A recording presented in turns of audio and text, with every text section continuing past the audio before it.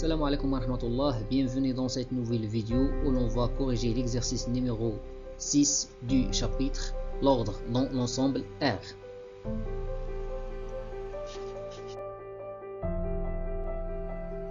Voilà l'énoncé d'exercice qu'on va essayer de corriger.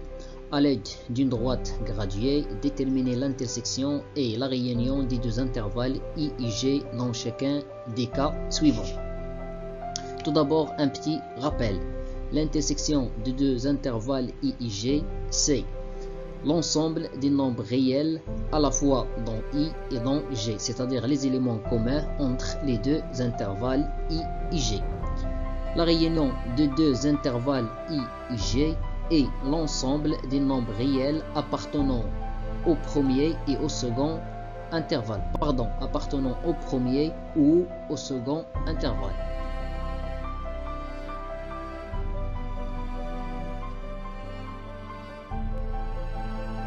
Commençons par le premier cas. Tout d'abord, représentons les deux intervalles. L'intervalle I, il est représenté en bleu, 3 plus l'infini. L'intervalle G, il est représenté en vert, moins l'infini, 2. On remarque d'après cette représentation qu'il n'y a pas aucun élément entre les deux intervalles, c'est-à-dire un élément appartient au premier et en même temps au deuxième intervalle. Alors dans ce cas, l'intersection des deux intervalles I et G, c'est l'ensemble vide. La réunion de I et G, c'est la réunion de 3 plus l'infini et moins l'infini 2. Le deuxième cas, l'intervalle I, c'est l'intervalle de 4, fermé. Elle est représentée en vert. D'autre part, l'intervalle G, c'est l'intervalle moins l'infini, moins 1, 1. Ouvert en moins 1, fermé en 1. Il est représenté en bleu. Ouvert en 1 et fermé en moins 1. Ouvert en moins 1, fermé en 1. De la même manière que le cas précédent, il n'y a pas un élément commun entre ces deux intervalles. Cela signifie que l'intersection de I et G, c'est l'ensemble vide. Et la réunion, c'est la réunion des deux intervalles de 4 avec moins 1, 1. Le troisième cas, l'intervalle I, c'est l'intervalle 3 plus l'infini en bleu. L'intervalle G, c'est moins l'infini 3, il est en vert. On remarque qu'il y a un élément commun, c'est l'élément 3. Cela signifie que l'intersection de I et G, c'est l'élément 3, ou bien le nombre 3. La réunion des deux intervalles, c'est les éléments qui appartiennent au premier ou bien au deuxième intervalle, c'est-à-dire l'ensemble R. Car moins l'infini jusqu'à 3 et 3 jusqu'à plus l'infini, c'est-à-dire l'ensemble R, la droite graduée. Le cas suivant, l'intervalle I, c'est l'intervalle 0 plus l'infini fermé en 0, elle est en bleu. L'intervalle G, elle est en vert, moins l'infini 0. On remarque qu'il n'existe pas un élément commun entre les deux intervalles, car 0 n'appartient pas à cet intervalle. Alors dans ce cas, l'intersection des deux intervalles I et G, c'est l'ensemble vide, car il n'y a pas un élément commun. La réunion, c'est la réunion de 0 plus l'infini avec moins l'infini 0, c'est-à-dire l'ensemble R. 0 n'appartient pas à cet intervalle, mais il appartient au deuxième intervalle. Le cas suivant, l'intervalle moins 4, moins 1. C'est l'intervalle en bleu, moins 4, moins 1. Le deuxième intervalle, moins 7 plus l'infini, moins 7 jusqu'à l'infini. Ici, on a moins 4, moins 7, il est là.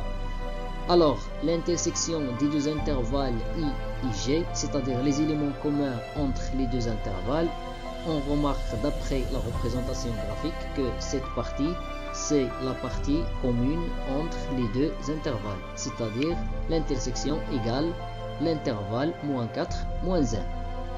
La réunion, c'est moins 7 jusqu'à plus l'infini, c'est-à-dire les éléments qui appartiennent ou bien les éléments appartenant au premier intervalle, ou bien au second intervalle. Alors, on va généraliser ici un petit résultat. Si j'ai un intervalle I inclus dans G, alors l'intersection de I et G, c'est l'intervalle I. Et la réunion de I et G, c'est l'intervalle G. L'intersection ici de I et G, c'est l'intervalle I. Et la réunion de I et G, c'est l'intervalle J.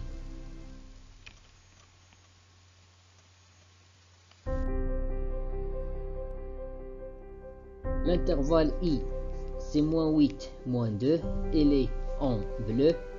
L'intervalle G, moins 3 plus l'infini, elle est en vert. Alors, d'après cette représentation, on remarque que cette partie, c'est une partie commune entre les deux intervalles. Cela signifie que l'intersection des deux intervalles I et G, c'est l'intervalle moins 3, moins 2. Le voilà, moins 3, moins 2. La réunion des deux intervalles U et G, c'est moins 8 plus l'infini, toute cette partie, ou bien tous les éléments de cette partie. Le cas suivant, l'intervalle I, c'est moins l'infini jusqu'à 1, elle est en bleu, moins l'infini jusqu'à 1, et l'intervalle G, moins l'infini jusqu'à 2, elle est en vert. Alors, puisqu'ici I inclut dans G, alors l'intersection de I et G, c'est l'intervalle I, car moins l'infini 1 inclut dans moins l'infini 2.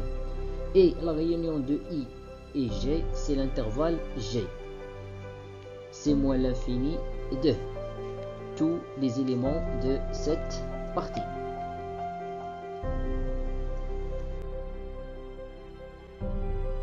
Le dernier cas, l'intervalle I, c'est l'intervalle 4, 20, ouvert en 20. Voilà cet intervalle en bleu, il est représenté en bleu. L'intervalle I, c'est l'intervalle 15, 18, ouvert en 15, il est représenté en vert. Alors, puisque l'intervalle I inclut dans, puisque l'intervalle J inclut dans I, alors l'intersection des deux intervalles I et G, c'est l'intervalle G, c'est-à-dire 15, 18. Autrement dit, les éléments qui appartiennent à cette partie, c'est les éléments communs entre les deux intervalles I et G. La réunion de I et G, c'est l'intervalle I, puisque G inclut dans I. Avec ça, mes chers élèves, on a terminé la correction de cet exercice concernant la réunion et l'intersection des deux intervalles. Je vous remercie pour votre attention et à la vidéo prochaine, Inch'Allah.